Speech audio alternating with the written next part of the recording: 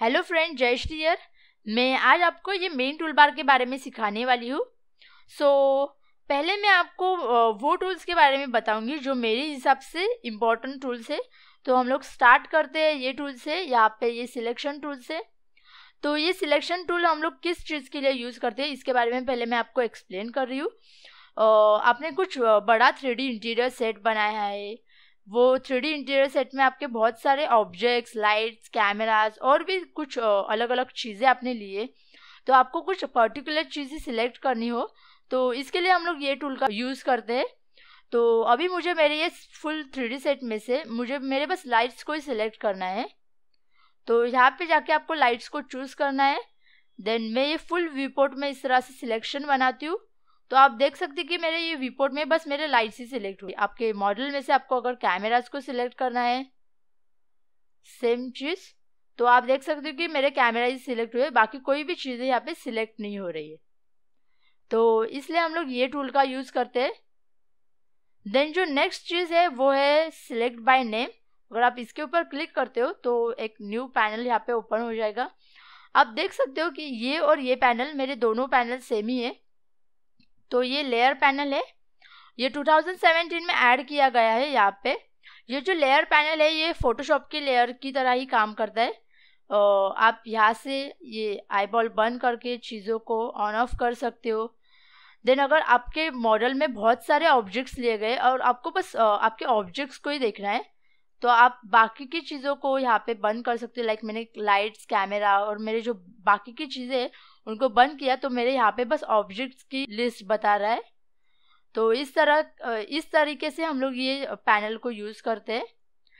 अगर आपको ये पैनल यहाँ पे नहीं चाहिए, आपको इसको बंद करना है, तो इस तरह से ये पैनल पे इस तरह से ये कर्सर को रखिए। देन ये पैनल को आप इस तरह से बाहर ड्रैग कीजिए और यहाँ पे इस तरह से क्लोज कर दीजिए। तो ये पैनल का यूज़ हम लोग ऐसे करते हैं। देन जो नेक्स्ट चीज़ है वो है सिलेक्शन टूल। तो यहाँ पे सिलेक्शन के अलग अलग वेरिएशन मिलते हैं। लाइक रेक्टेंगुलर सिलेक्शन जो हम लोग यूजुअली यूज करते हैं। Then circular selection, lasso tool selection, spray selection. तो अलग अलग सिलेक्शन दिए गए हैं यहाँ पे। देन नेक्स्ट जो है वो है मूव, रोटेशन और स्केल। तो इसके लिए पहले मैं ये बाकी सारी चीज़ों को यहाँ से डिलीट करती हूँ।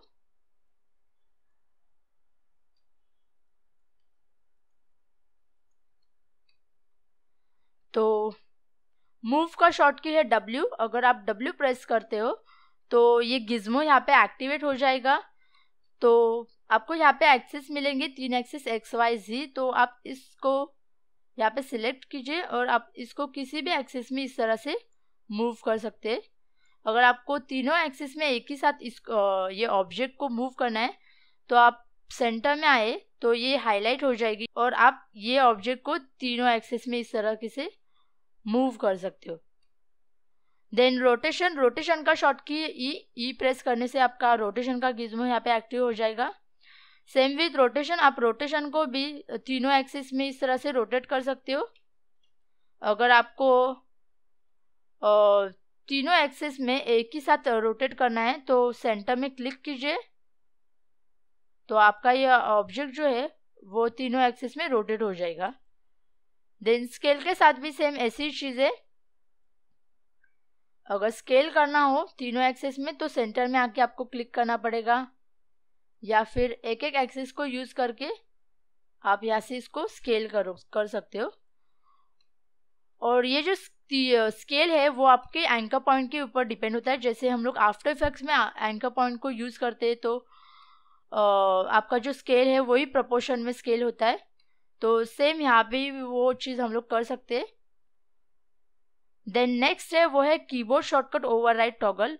अगर आप ये बटन को ऑन रखते हो, लाइक अगर आप कोई भी 3D का काम कर रहे हो और आप शॉर्टकट्स को बहुत बार यूज़ करने वाले हो तो शॉर्टकट्स को यूज़ करने के लिए आपको ये बटन को यहाँ पे ऑन रखना पड़ेगा। देन जो नेक्स्ट है वो है स्नैप के बारे में। तो यहाँ पे मैं स्नैप के बारे में अभी आपको एक्सप्लेन करने जा रही हूँ। यहाँ पे स्नैप का शॉर्टकट है S प्रेस करने पे आपका स्नैप टॉगल जो है वो एक्टिवेट हो जाएगा।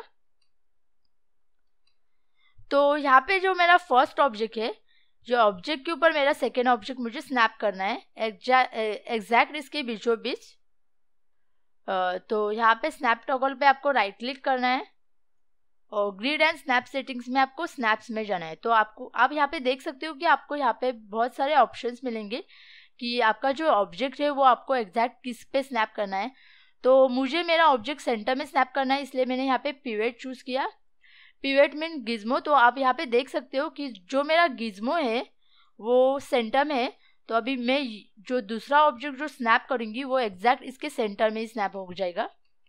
तो ये ऑब्जेक्ट के इस तरह से सेंटर में पकड़ती हूँ और इसको ये फर्स्ट ऑब्जेक्ट पे ड्रैग करना है। तो वह आप देख सकते हो, टॉप व्यू में जाके मैं आपको दिखाती हूँ कि ये जो मेरा सेकेंड ऑब्जेक्ट है वो एग्जैक्ट इसके बीचों बीच स्नैप हुआ है। देन इसको स्नैप को बंद कर दें हम लोग। देन जो नेक्स्ट है वो है एंगल स्नैप टॉगल।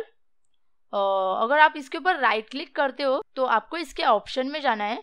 मैं ये टूल को मेरे रोटेशन के टाइम पे यूज़ करती हूँ। अगर मुझे एक पर्टिकुलर एक्सिस में ही मेरा रोटेशन चाहिए, लाइक मुझे अभी 90 डिग्रीज में ही मुझे रोटेशन करना है मेरे ऑब्जेक्ट को, तो यहाँ पे जाके आपको एंगल में जाके आपका एंगल फिक्स करना पड़ेगा। लाइक मैंने यहाँ पे लिखा 90 और ये स्नैप टॉगल को मैं एंगल स्नैप टॉगल को ऑन रखती हूँ यहाँ पे, प्रेस ई। तो अभी आप देख सकते हो कि मेरा जो ऑब्जेक्ट है वो प्रॉपर 90 एंगल में ही बस रोटेट होते जा रहा है। तो इस तरह से ये स्नैप के ऑप्शंस काम करते हैं। देन ये जो मेन टूल बार में आगे की चीज़ें लाइक मिरर, लेयर प्रॉपर्टीज़ और भी कुछ चीज़ें, यहाँ पे रेंडर्स के कुछ टूल्स दिए गए हैं, मटेरियल्स के टूल्स है। ये सारे टूल्स के बारे में मैं आपको नेक्स्ट वीडियो में एक्सप्लेन करूँगी। सो आज का ये वीडियो मैं यहाँ पे ही ख़त्म करती हूँ। आई होप मेरा ये वीडियो आपको पसंद आएगा। So thanks for watching my video.